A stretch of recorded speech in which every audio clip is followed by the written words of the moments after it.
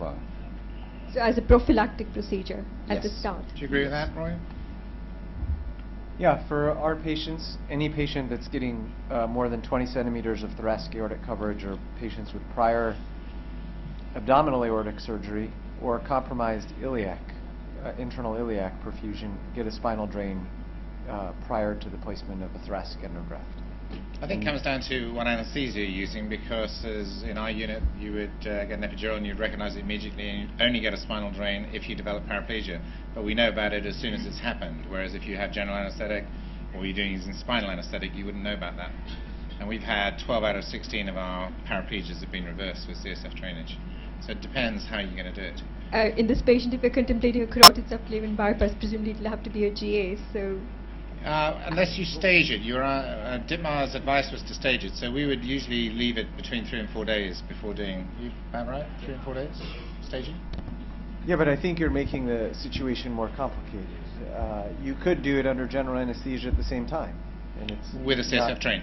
So the complications of CSF drain are infection, subdural hematoma, dural fistula. It is not without its complications. But it's very rare. That's very rare. The other issue about that is that when you decide you need a spinal drain, after you've placed the graft in, your platelet count's generally very low.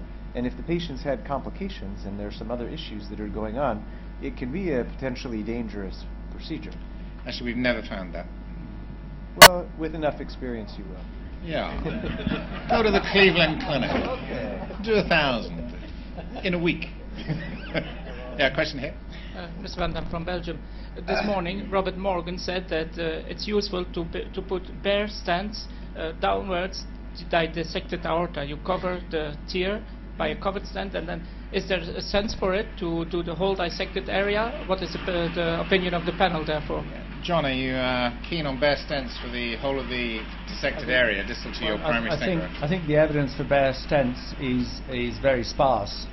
I think our approach would be to cover the entry tear and then cover any further entry tear if your angiogram after placement of the first stent showed any entry tear, subsequent entry tear.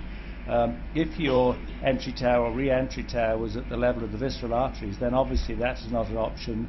And then you've got the options of either stenting across the renal arteries, the superior mesenteric, which was referred to today, or if you have what Mike Dake calls a dwarf aorta, the true lumen, then placing your bare stent there.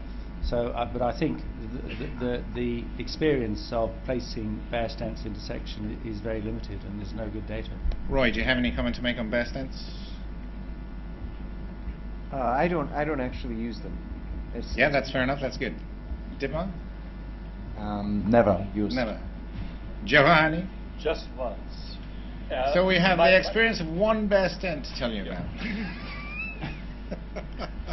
There's no point asking you, is there? Well, no, I have my 2 vascular surgeons who are doing these things. We have a hybrid procedure. We have modern.